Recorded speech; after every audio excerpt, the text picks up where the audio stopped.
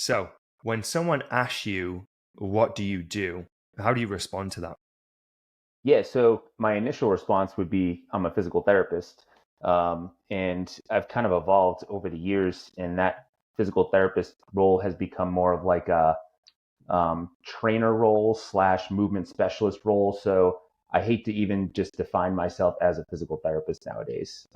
I do own a physical therapy clinic in Massachusetts, in the States. And I also run a consulting business as well, which actually helps to transition those PT clinics or physical therapy clinics, physio clinics, away from our insurance based model here in the States to more of a cash based model. So I've kind of got two things going on, and the evolution of the consulting business was more or less a testament to how I successfully was able to transition my own business away from insurance. So, um, but we have more of a hybrid type model here. It's not like your typical physical therapy traditional clinic, where you would go in, it'd be a small office. Like, it doesn't look like a medical office. If anything, it looks like a gym itself. So we like to combine the performance training aspect with the physical therapy aspect. So you could walk into our facility and not know if somebody's getting physical therapy or performance training, because we offer both services. So that's the uniqueness with our model, and we've found some great success and results with it with our patients and clients. So we love it. I'd love to dive a little bit deeper into the success of this business because you've been Yes, in business for 7 years, correct? Or correct. at least 7 years. So if anyone's been in business more than 1 year, it's most than most businesses, right? It's very Sure. difficult to get to year one in any business, whether it's physical therapy, consulting, a gym, a shop, a restaurant, whatever. To get Yes. to year five, it's another achievement as well. So congratulations for that. Thank you. Here in Yes, year seven, I'm just in year five, 5.5. To get to that point, it requires a certain level of skill, a certain level of absolutely. investment, a certain level of processes, a lot of fucking mistakes, Oh but yeah. also a lot of lessons. Now, as a Yes. fellow business owner, and probably a lot of business owners listening to this too, what's been the biggest lead source for you in that business? If you look over the years, where have the leads been coming from? And maybe there's one or two, maybe it's not just one main source. Could Sure. you elaborate on that? Yeah, and I would say, so just to kind of give you a little bit more of a background, we were not always, I mean, we were insurance when we first started, and we did that for about the first 5 years. So about at Mm. our 5 year mark, the pandemic came around, which is like the classic pandemic story, right? So we had to figure out how we had to evolve and adapt with this, with the pandemic coming our way, right? So at that point in time, we had lost about 60 to 65% of our caseload. And in the United States, the some states would deem certain practitioners a necessity, if you will. So we were still allowed to treat patients as long as, you know, we were meeting certain CDC guidelines and all that. Well, we had such a drop in patient caseload that I had to furlough a few of my employees. And at that point in time, we were already thinking about making the transition away from insurance. So when we had sat down with my staff, I said, "Hey, listen, if we're gonna make the move, now is the time," you know. And that was when my staff was agreeable, and we were just like, you know what, let's just do it. So that was when we actually started cutting the ties to, and when we started cutting most of our ties, if you will, with insurance. And that was how our model kind of evolved. But kind of getting back to your question, when we first started being insurance, most of our lead sources would be from the local doctors, local clinics, you know. But as we started to evolve, we had to reach more out into the community and get a different type of lead source, because as you don't take insurance, then you kind of get, I don't want to say you get kicked off the list, but you're not on the top of the list. You know, once they find out you don't take insurance, unless you're like treating the doctor's cousin or daughter or, you know, family member of some sort, you're not on there. So um, most of our lead sources were word of mouth for sure. But we actually cater a lot to the local gyms. Like, so we do a lot of like CrossFit gyms in the area, a lot of the yoga studios that we get a lot of our lead sources from.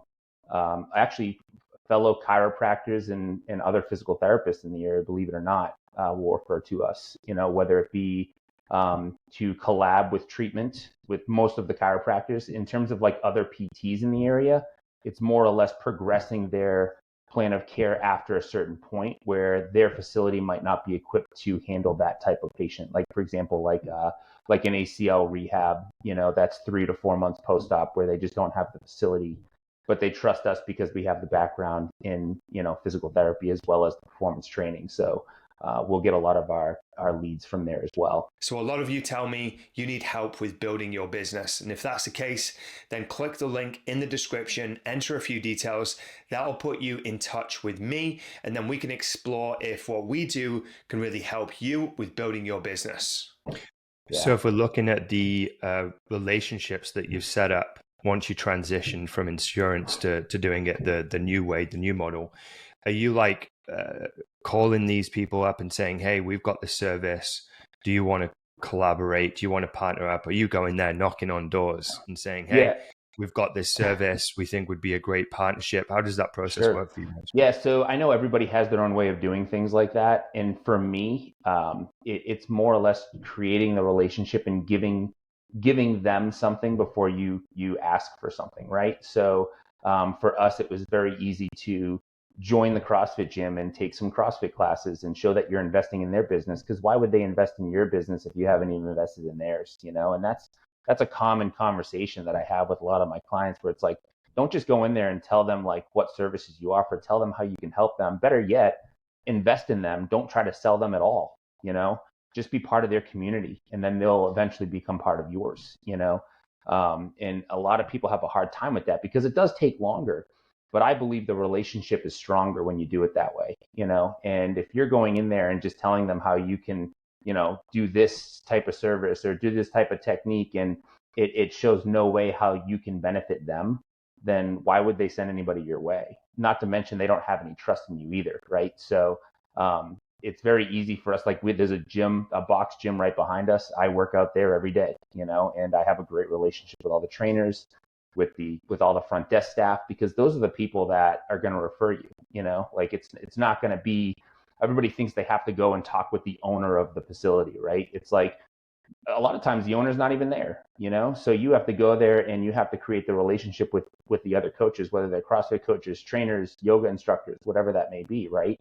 And then you just have to make sure that you're maintaining and kind of keeping that relationship going over the years, because that's what becomes important. Because it's very easy to, leave it on the wayside and then all of a sudden they forget about you, right? So, but that, in addition to like all the workshops and the collabs that we do with them, where it's like we can offer their clients, some sort of benefit. Like maybe if they're at a CrossFit gym and most of their clients are complaining of shoulder pain and they're putting their memberships on hold, well, how can we reduce that for you and keep your clients active and keep their memberships active, so that they can not only maintain a healthy lifestyle, but you can also maintain your business. You know what I mean? So you kind of almost have to work it like that. And I think a lot of people they go right to like Facebook, or they go right to like social media thinking that that's going to be the magic sauce. And it's really not, like being in front of people and showing people who you are, going in there, repping your brand is the most important thing,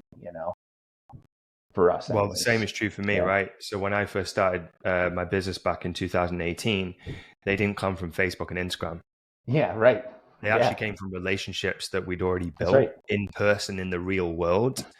Because a lot of people are probably sitting on, whether they know it or not, probably about 10 to 15 contacts that lead to a web of more people that if they just had the courage and the patience to reach out and nurture those relationships a little bit further, then it could actually lead to some great business being done where all parties benefit. And that's why I got my first 5 clients I was friends with certain people and they were in my network, and in their network they had friends, and there was just a nice warm introduction off the back of the years of relationship building I'd already done with that person without looking for anything in return. But when the time presented itself, oh, perfect.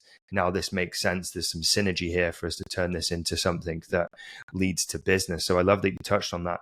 Now you must have learned a lot in the last 7 years, right? Because it's a long time to be doing anything, right? Sure. Going through the different stages of the business, the different evolutions of the business. Like us, we had to pivot during the pandemic. If you were to start from scratch, if I stripped you back down to zero today, you had nothing, and you had to build back up and do it as quickly as possible. Knowing what you know now, what would you do differently compared to what you did the first time? Yeah, I know some people ask me if I regretted ever taking insurance, and the answer is yes and no. But if I had to choose one thing, I probably would have not done that from the beginning. And for me, that was tough. I mean, I like you. I mean, I graduated over 15 years ago, so that wasn't much of a thing. Now it's around every corner, right? So it wasn't not only a proven process, but it just wasn't normal. It wasn't the standard, you know. So I didn't know any better. But it also gives you a lot of appreciation for what you have now, right? So it gives you an appreciation for the model that you built and developed over the years, and knowing how valuable your service actually is, you know.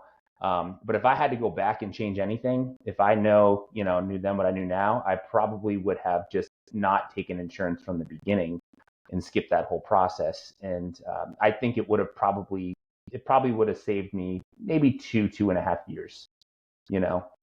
But I don't fully regret it, you know, and I would have definitely have shifted our model to the model that we currently have, where, you know, we are adopting more of like that non-traditional type model versus the traditional type setting, you know, because otherwise you're just like everybody else and there's no difference between you and XYZ physical therapy down the road, you know, and that's our niche.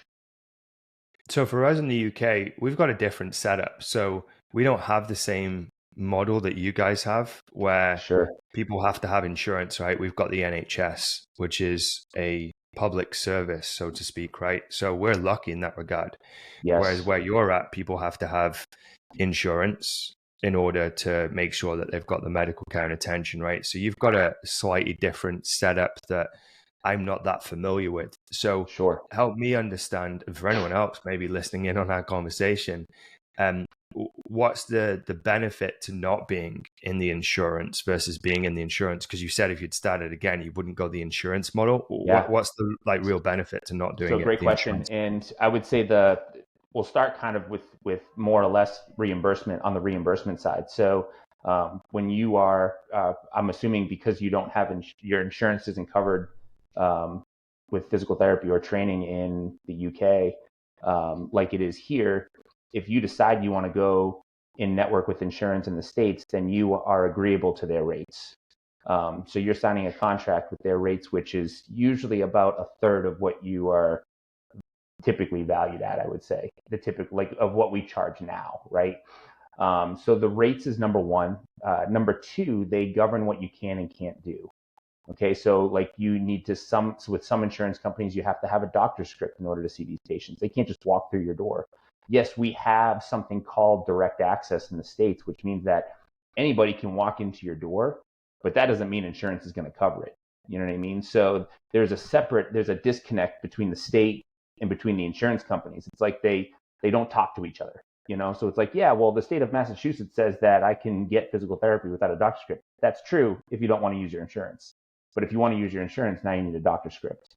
What they'll also say is, okay, you can do this type of therapy, but you can't do this one because we don't reimburse for this type of service, which tends to be the type of service that could be the most beneficial for certain patients, right? So, for example, like dry needling, if you've ever heard of dry needling, that's a non-reimbursable type of technique or treatment that we do here in the States. You will not get reimbursed for that, you know? As well as you are restricted with how many times you can see some of these patients. So a lot of times you have to ask permission as the qualified medical provider to say, hey, listen, I've got this person with an ACL rehab. I'm requesting 12 visits. They'll be like, you're requesting 12, we're going to give you 6. Like, cool. So now after 4 or 5, now I got to basically ask permission and justify the reason as to why I need to see this patient more and more and more and more. And eventually you're going to get to the point where they're just going to straight up start denying you.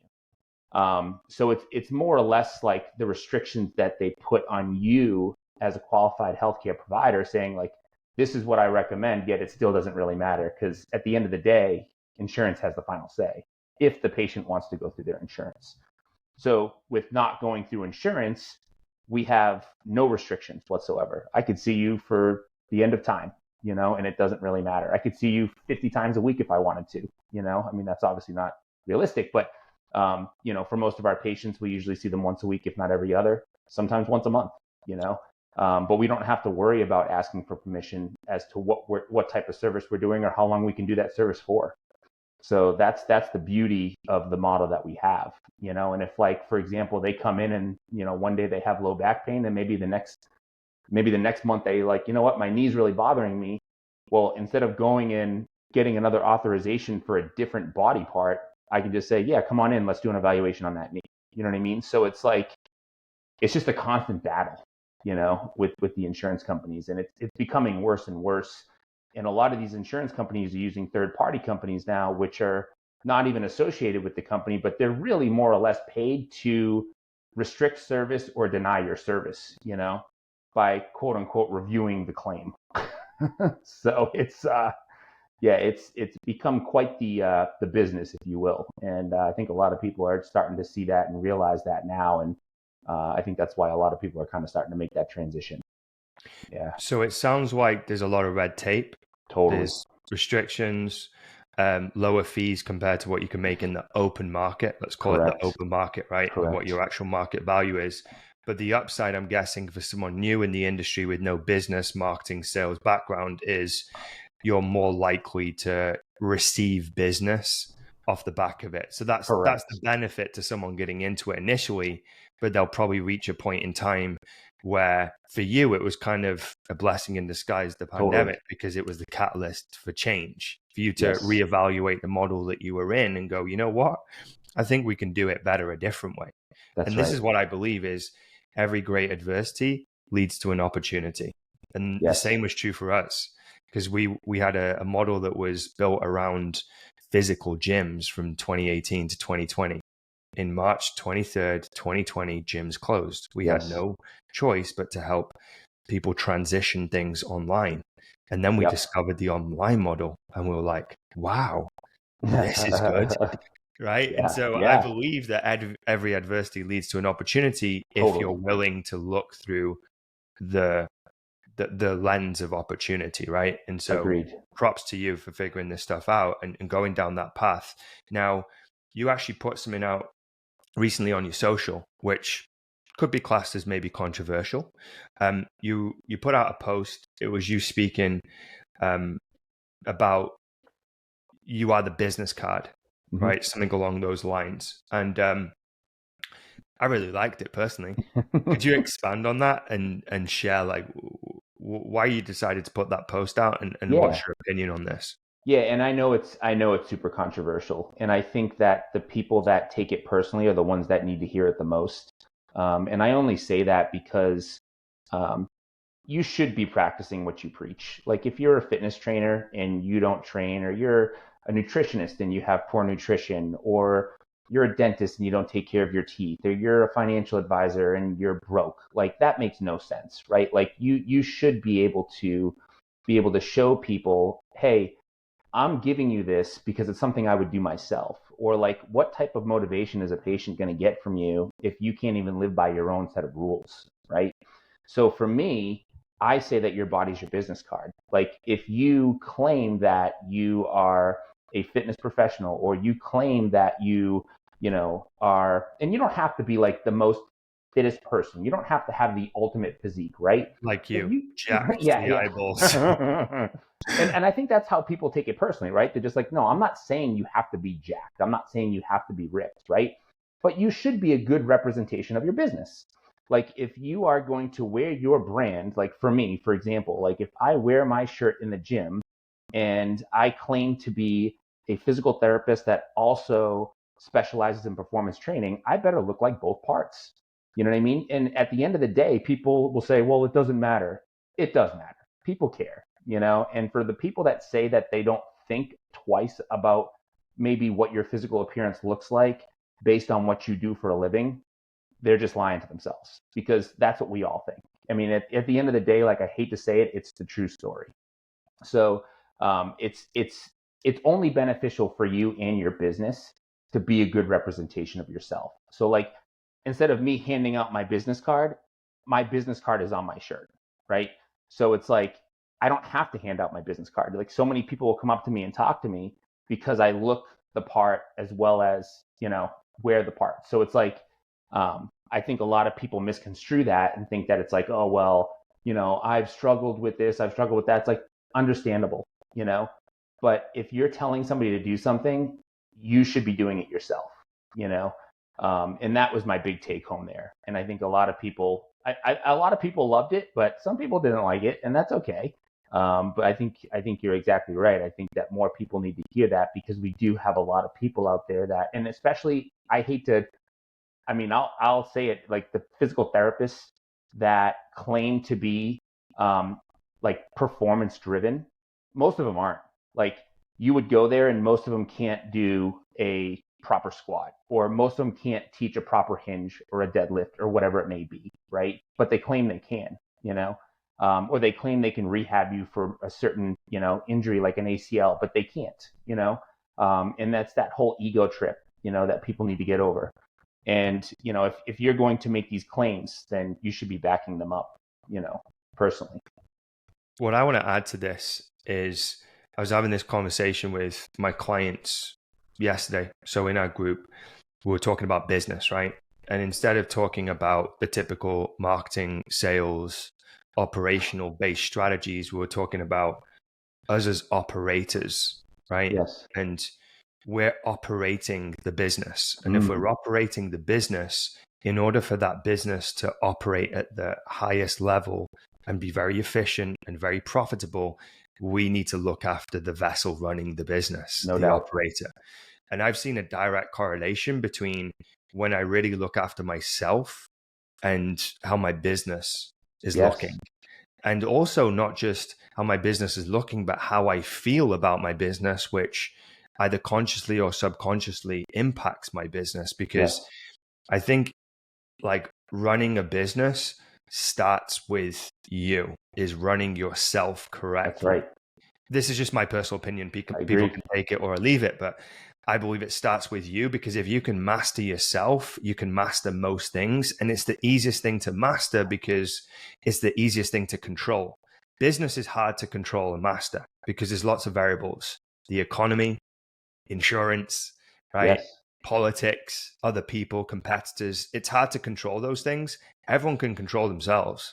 Yes. Everyone's in control of how they sleep, what nutrition they eat, what supplements they take, how they train, how they show up. And so when I say to my guys, if you want to elevate how you feel, if you want to elevate your confidence, if you want to drown out any insecurities or imposter Yes. syndrome or any of those feelings that are holding you back, like do more on you, and that will do more for you and more for your business. Yeah, and just to kind of add on to that, I truly believe that how you treat yourself and how you display discipline in your life will carry over into your business, right? Like, if I'm going to, eat a very like regimented diet, and I'm going to wake up at this time every day, and I'm going to, get my workouts in every day, you better bet your ass that's how I run my business too.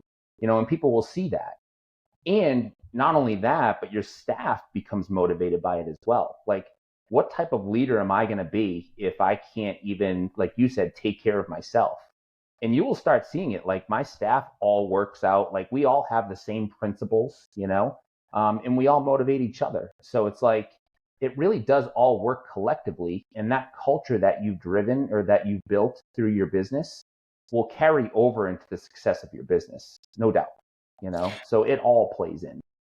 I think it's also like really important in a service-based business where your clients are getting access to you, not Yes. say something like a piece of software. So like the success of Amazon is not predicated on how Jeff Bezos looks.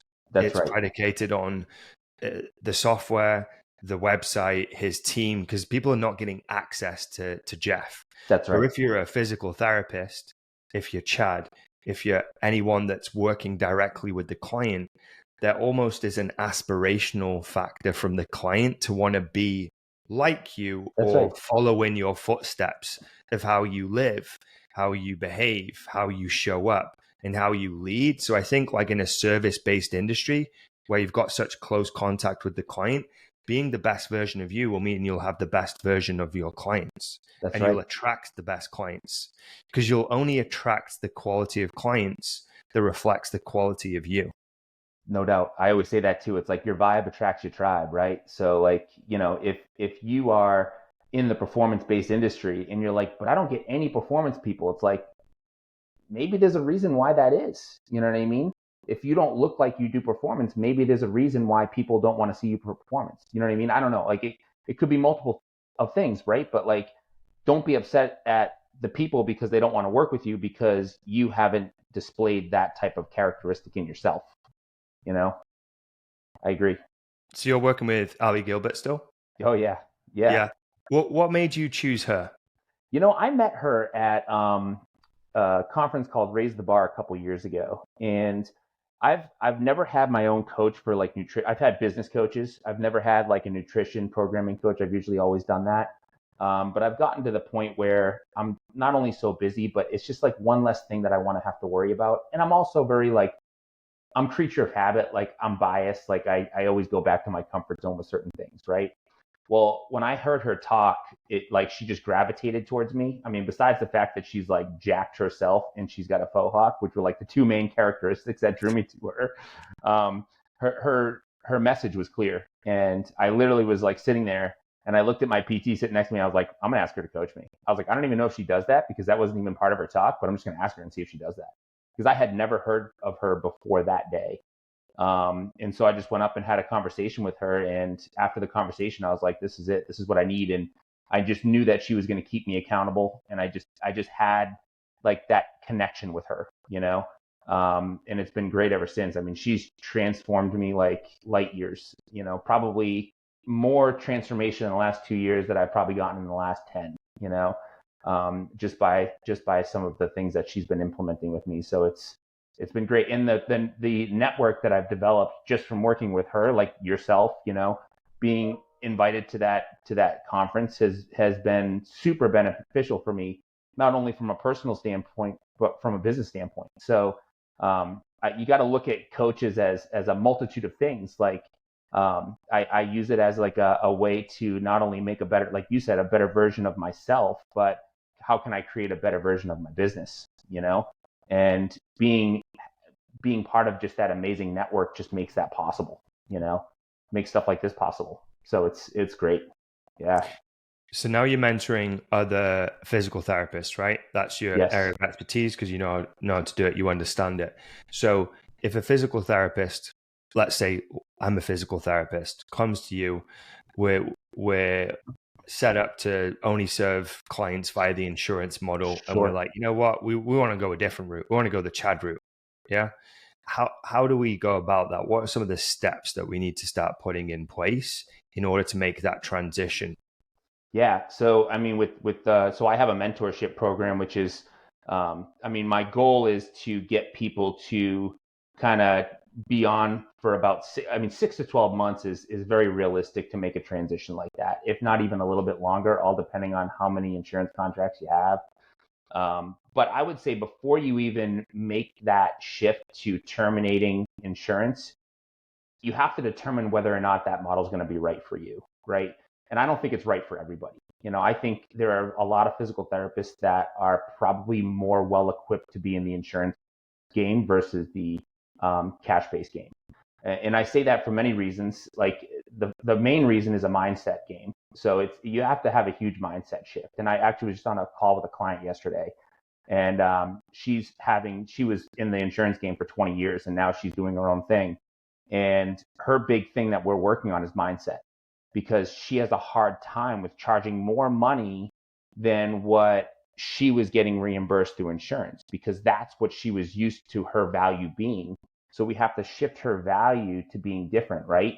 Like she has to own her value, and she's having a hard time with that, you know, and that's like everybody that was been in the insurance game. So like if you're not ready to make that mindset shift where you're not ready to own your value and be able to portray that confidence to the patient, then it's going to be a hard shift for you. You know, it's not something that you can't achieve through time, because it is a skill. It does take time to develop. But I would say that's like the number one. And then the number two is it's more work.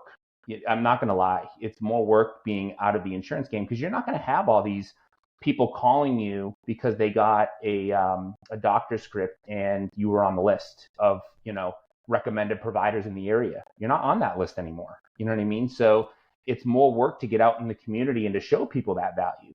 So I would say that, once you can get to that point where you realize that that's the move you want to make, then it's an easier transition for you. The termination of insurance contracts is the easy part. It's the it's the being able to not only retain those patients that you currently have, but also how can you go out in the community and show people the value so that you can get those new patients coming in your door, right?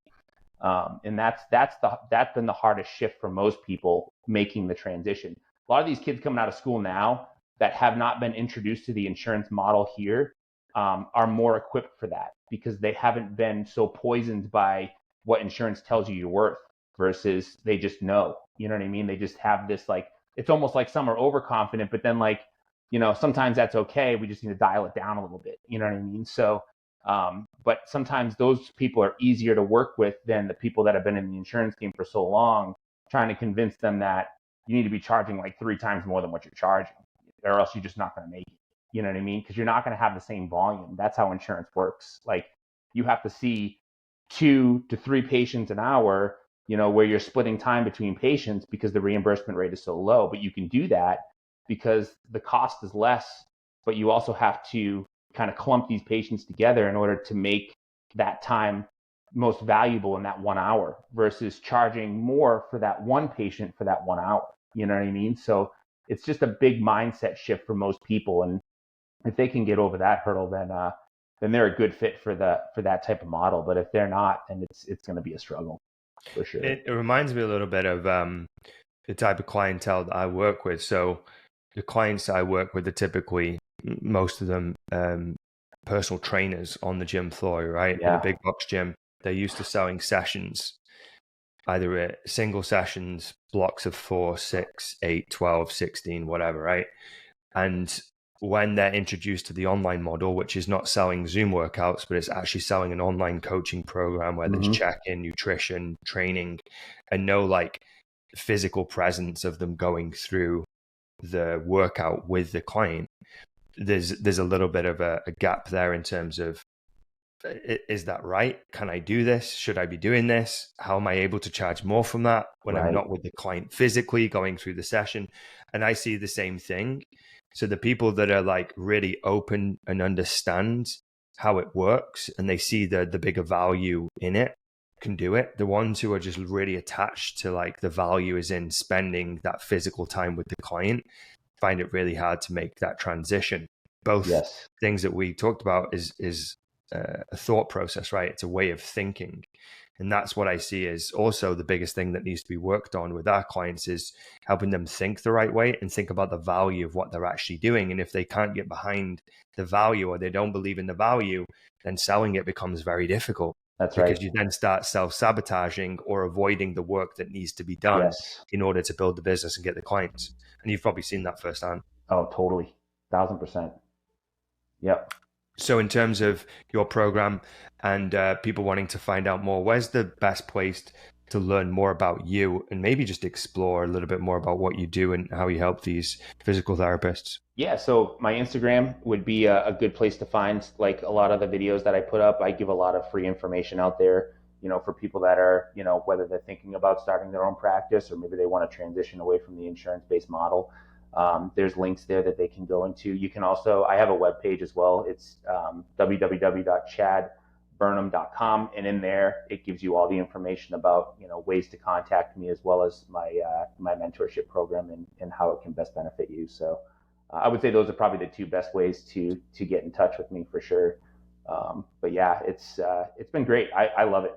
It gives me another sense of purpose, and to the point where we've developed such a successful business here, and I've got it to the point where it can run by itself. And I'm still treating. It's not that I'm not treating. I'm still part of the business, but being able to give the profession this move forward is definitely a new sense of purpose and drive for me that I'm totally enjoying right now. So I'm stoked. I can't wait to see where it goes.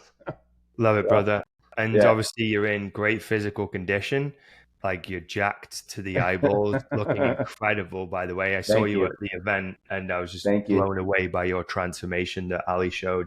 And Yes, also just meeting you in person, just a for stand-up sure. guy. So if anyone's listening to this, even if you're not a physical therapist, I think there's things that can be learned from the practices and the Totally. way that you lead your life that can benefit anyone. So definitely go check Chad out if you're listening in on this conversation.